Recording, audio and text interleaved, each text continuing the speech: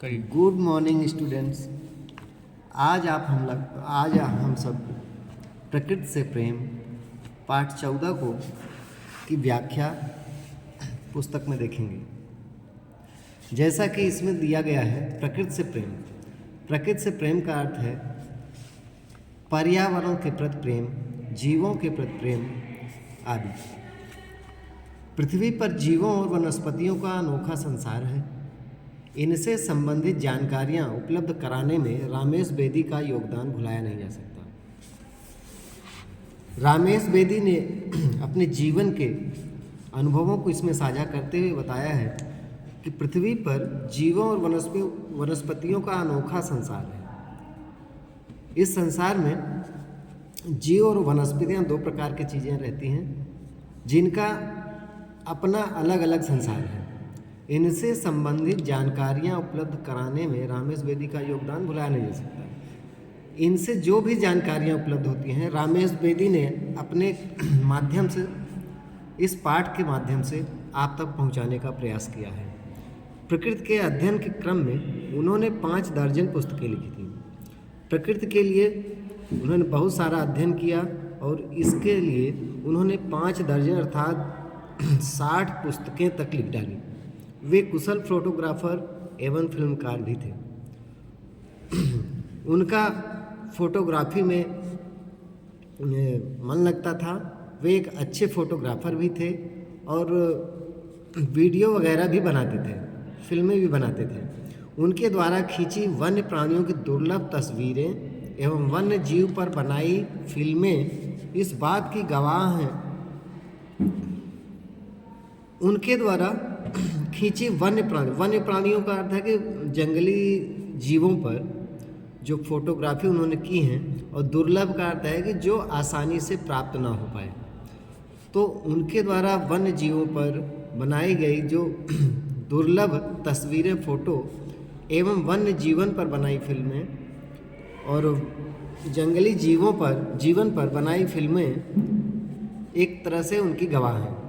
उनके निधन के कुछ दिन पूर्व मध्य प्रदेश के एक स्वतंत्र पत्रकार ने उनका साक्षात्कार लिया। उनके मरने के, निधन का अर्थ है मरना, तो उनके मरने के कुछ ही दिन पहले मध्य प्रदेश, जो हमारे उत्तर प्रदेश के बगल में ही एक प्रदेश है, कि एक स्वतंत्र पत्रकार रिपोर्टर ने उनका साक्षात्कार लिया, मतलब इंटरव्यू लिया था। इस साक्षात्कार के प्रमुख अंश यहाँ प्रस्तुत हैं। तो इस साक्षात्कार इंटरव्यू में उन्होंने जो कुछ भी पत्रकार महोदय से बात की थी उसी का अंश इस पाठ में दिया गया है। तो जैसा कि हम लोग जानते हैं कि पत्रकार कहते हैं, बेदी जी अपने जीवन की शुरुआत के बारे में बताइए, विशेष रूप से अपनी शिक्षा के बारे में। पत्रकार ने सबसे पहला सवाल यही किया कि उन्होंने उनके जीवन के बारे में पूछा और विशेष रूप से, मतलब खास तौर से उनके शिक्षा के बारे में पूछा कि कहाँ तक उन्होंने पढ़ाई लिखाई की है। बेदी जी कहते हैं पंजाब में रावी नदी के किनारे का स्थान है डेरा बाबा नानक। तो कहने का अर्थ है कि पंजाब में ही उनका जन्म हुआ था और रावी नदी के किनारे डेरा बाबा नानक एक स्थान है जहाँ पर उनका जन्म हुआ। गुरु नानक देव वहीं के रहने वाले थे। हम बेदी लोग उनके ही वंशज हैं। वंशज का अर्थ है जो उन्हीं के वंश में जन्म लेने वाले, अर्थात गुरु नानक देव के वंश में जन्म देने वाले लोग ही उनके वंशज हैं। मैं उनकी 16वीं पीढ़ी का हूँ, अर्थात गुरु नानक देव के 16 पीढ़ी पहले गुरु नानक देव हुए थे और उनके बाद 16वीं पीढ़ी बेदी जी की है।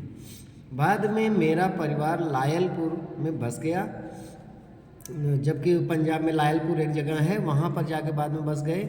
मेरे पिताजी रेलवे में नौकरी करते थे। उन पर आर्य समाजी उपदेशों का गहरा प्रभाव था। अब बेदी जी के पिताजी रेलवे में नौकरी करते थे और उनके ऊपर आर्य समाजी का मतलब कि जो सनातन धर्म के आर्य समाज के लोगों के उपदेश का एक गहरी छाप पड़ गई थी। उन्होंने मुझे विद्यार्जन के लिए हरिद्वार के एक गुरुकुल में भेज दिया। अब आर्य समाज के उपदेशों का प्रभाव होने के कारण विद्यार्जन और विद्या ग्रहण करने के, पढ़ाई लिखाई करने के लिए हरिद्वार के एक गुरुकुल में भेज दिया, क्योंकि पहले गुरुकुल चला करते थे, उसमें आर्य समाज के बारे में पढ़ाया जाता था, तो उसमें भेज दिया था। उस समय मैं केवल 7 वर्ष का था। वहाँ मैं 14 वर्षों तक रहा और वहीं से स्नातक की परीक्षा भी पास की। ठीक है।